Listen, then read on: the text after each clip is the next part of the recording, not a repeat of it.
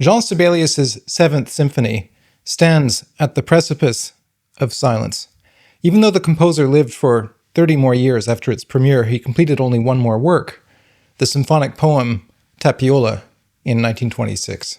In this video, I'll reveal the inner workings of an enigmatic symphony that still confounds analysts today, 100 years after its premiere.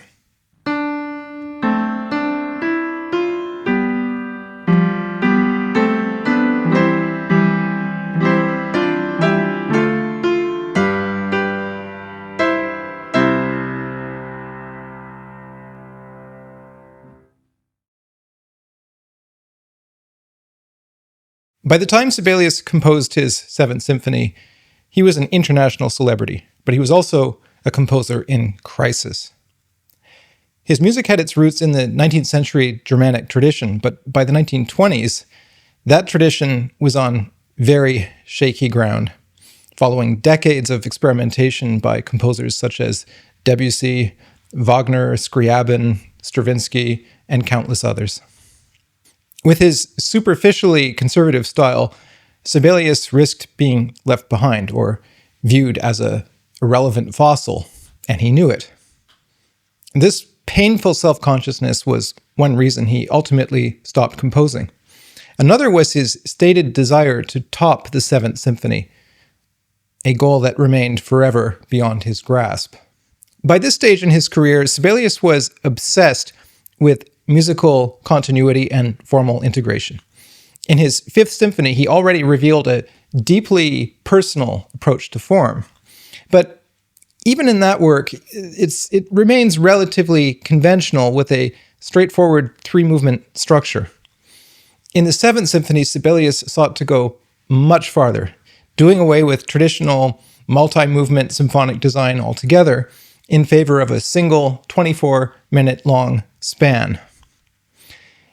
The resulting piece is astoundingly difficult to parse.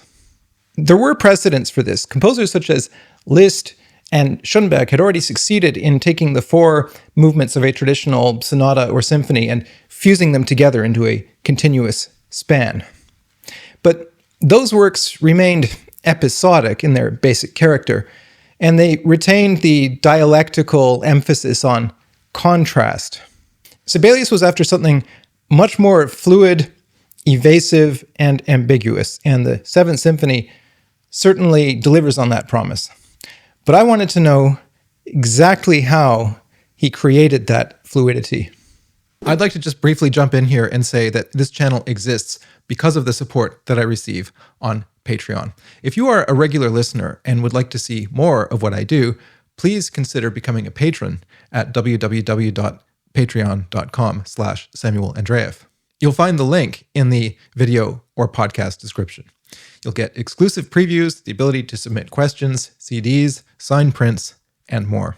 But you can also support my work by subscribing to the channel, liking the videos, or joining in on the discussion through the comment section below. Let me use a visual metaphor to describe this piece. Here is a high contrast photograph with its stark opposition of a white bird against a black background. And here is a low contrast photograph of an alpine scene on a foggy day with its smooth transitions of tonal values. This much is certain: the Seventh Symphony belongs firmly in the latter category. It features long stretches of harmonic stasis, slow, gradual transformations, and a noticeable lack of contrast and traditional dialectical processes. And rather than changing keys from section to section, as is the case in a symphony where the different movements typically are in different keys, instead he oscillates between C major and C minor for much of the work, which further eliminates one of the main drivers of contrast in symphonic form. This preference for integration and continuity extends to the motivic design of the work, with its emphasis on open-ended motifs that lack a defined shape. And while it's possible with extreme effort to discern the blurry outlines of a four-movement form somewhere in this piece, Attempts to describe it in that way inevitably miss the essence of this work. So is this piece actually formless, or is there some logic to it that can help us understand it? I believe there is, and we'll get to it. But first, we have to take a tour through this most labyrinthine of symphonic creations. The essential character of this piece is laid out in its opening gesture. Let's listen.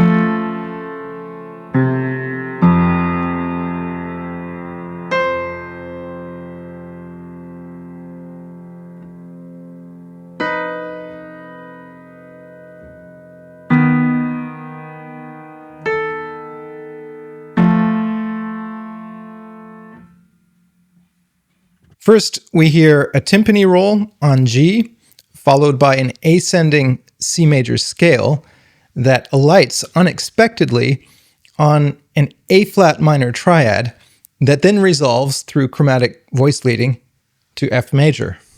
Technically, this lands us on a subdominant, although the function of this chord is severely weakened since the tonic of C major isn't clearly affirmed until much later in the piece. Although it's stylistically very different, this passage has clear echoes of the Kammersinfonie of Schönberg, Opus 9, a piece with which Sibelius was known to be well acquainted. That piece begins with a quartal chord that resolves, again, through chromatic voice leading, also to F major. Let's listen.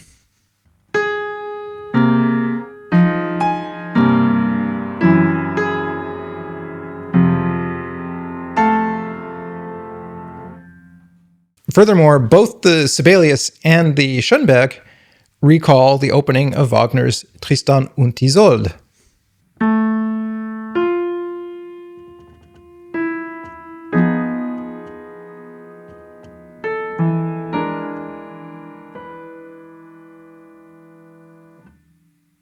The Seventh Symphony's opening gesture makes it clear that static modal passages will alternate with much more harmonically ambiguous passages that sound almost directionless. You can think of this as an imperceptible passage from light to darkness and back again, over and over.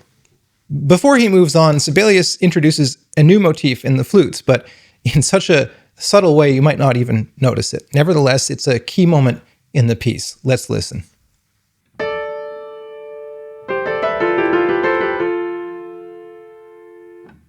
This little motif begins on the tone D, the supertonic of C major, and it's going to come back to haunt us throughout the rest of the piece. It also has a distinctly Lydian flavor with its raised fourth degree, planting us firmly in modal territory. Following several short harmonic sequences, Sibelius finally alights on an unambiguous C major cadence, but he deliberately downplays it by dovetailing the end of the previous section with the beginning of the next, a strategy that recurs again and again throughout the symphony. He then begins a long and very slow contrapuntal chorale with an almost neo-Renaissance texture. Let's listen.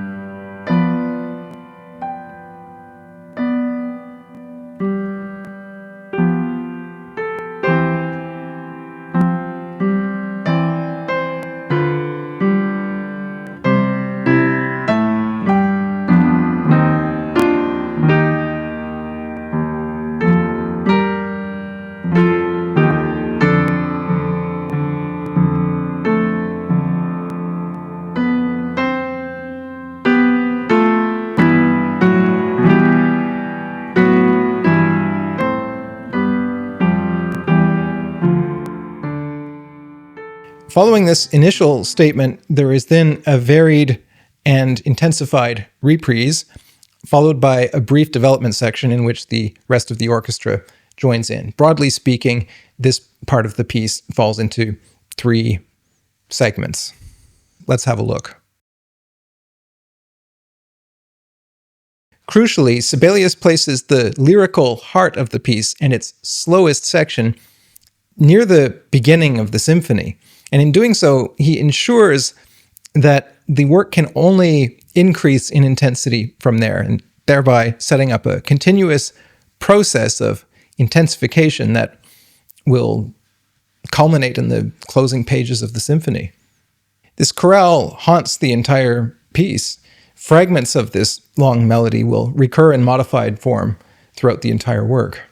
Following this 3-part chorale episode, the rising diatonic scale that we heard at the beginning returns in a modified form.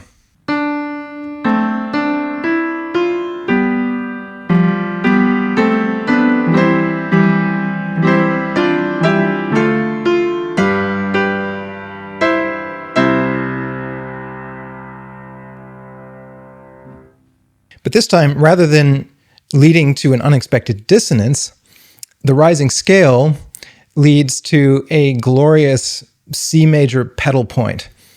And this is where Sibelius introduces a new theme, referred to in the composer's sketches as the Aino theme, in honor of his wife.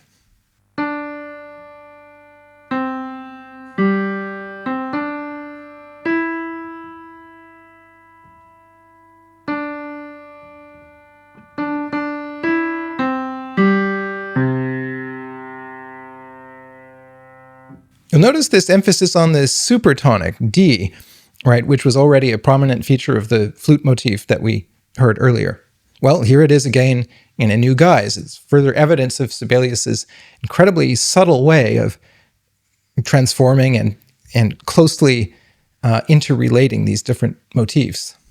This static and rather shapeless trombone motif recalls the pealing of bells or the tones of a natural horn, a clear allusion to the natural world. Interestingly, Sibelius doesn't exactly shine a spotlight on the soloist in this key moment of the piece. Instead, he buries it right in the middle of a dense orchestral texture with harmonies above it and below it. Sibelius is cautious to bury his tracks, always diverting the listener's attention away from key moments and transitions and processes that are beginning or ending. The next section resembles a scherzo in both content and character. Its motifs are primarily rhythmic rather than melodic. It contains no obvious themes, only a gradual transformation of texture, dynamics, and tempo. In this sense, it presents us with a succession of non-objects. It's about processes, not materials. And this is borne out by the composer's extensive use of metric modulation to enact a continuous transformation of tempo. Let's look at how that works. At bar 241, the winds and strings are playing triplet quarter notes. In the following measure, he indicates that the old half note is now equivalent to a dotted half note, which gives us a new tempo while keeping the pulse speed the same. But alongside this emphasis on gradual transformation, the scherzo also restates materials that we had heard previously, notably the Aino motif, which reappears here, but in a significantly different guise, with this very turbulent string passage in C minor. We then come to the simplest and most direct part of the piece. If the preceding section had resembled a storm, this section sounds like coming upon a clearing. Written in a form that strongly resembles a rondo, it begins hesitantly with different groups in the orchestra trading back and forth little short motifs before finally settling on an ostinato pattern that will then continue throughout the whole section. Coming on the heels of the abstract textural transformations of the previous section, this part of the piece is a breath of fresh air, uncomplicated and luminous. It also has a straightforward melody, a 12-bar theme this time, rather than a fragmentary collection of motifs.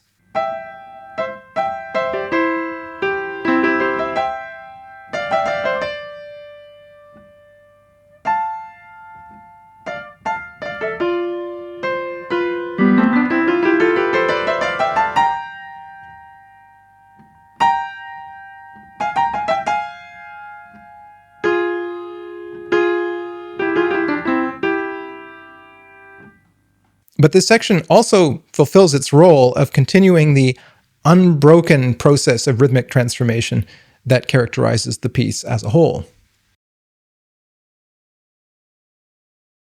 In order to transition from the dance to the finale, Sibelius uses the repeated note motif from the scherzo as a rhythmic motor, combining it with the rising scale motif from the beginning of the piece.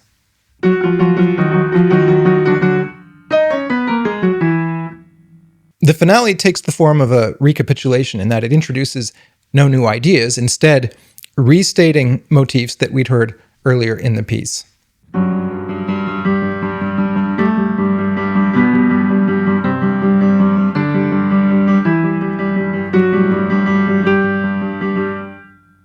Among others, we hear the Aino motif and the flute motif that we'd heard near the beginning of the piece.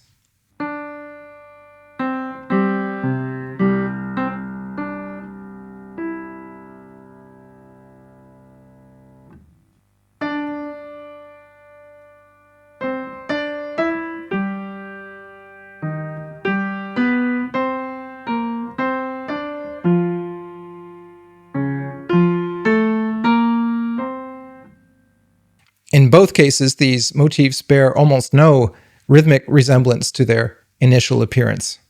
The symphony concludes with one of the most arresting pages in the composer's entire output, a rather peculiar cadence in C major.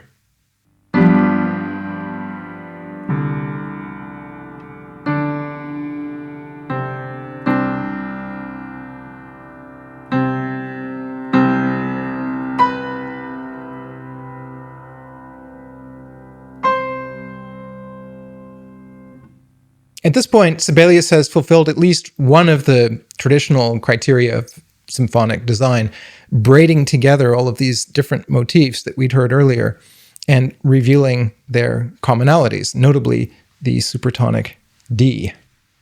And in this final cadence, the D is resolved to C for the last time in a manner that is deeply moving. Despite his fear that the musical world was leaving him behind, Sibelius was a true visionary, but not in a way that was readily apparent in his lifetime. Innovators are sometimes hidden in plain sight, and maybe we all need to remember not to overlook and undervalue subtle things. The Seventh Symphony takes us on a journey from darkness to light and back again, refusing to ever resolve this fundamental duality and ending on an ambiguous note. It does so through a process of continuous transformation, of a daring and a sophistication that is quite unlike anything else that was being composed at the time. It would take composers as different as Elliott Carter, Steve Reich, György Ligeti, and even Brian Eno with his music for airports to begin to explore the many perspectives opened up by this work. The Seventh Symphony lays the groundwork for an entirely new formal conception, process form. In process forms, materials are subjected to continuous linear transformation and as such have no definite shape and instead are defined by the manner in which they change over time. This way of imagining musical continuity, while it made little impact at the time, would become the dominant approach in the 1970s and 80s with composers such as the spectralists and the minimalists on both sides of the Atlantic. This brilliant innovation was every bit as profound as the percussive rhythms of Bartók and Stravinsky or the intricate serial structures of Webern. This most subtle and quiet of revolutions may have brought Sibelius to a creative standstill, but the wider world of music was listening, and Even today, we're still exploring the depths of this magnificent symphony.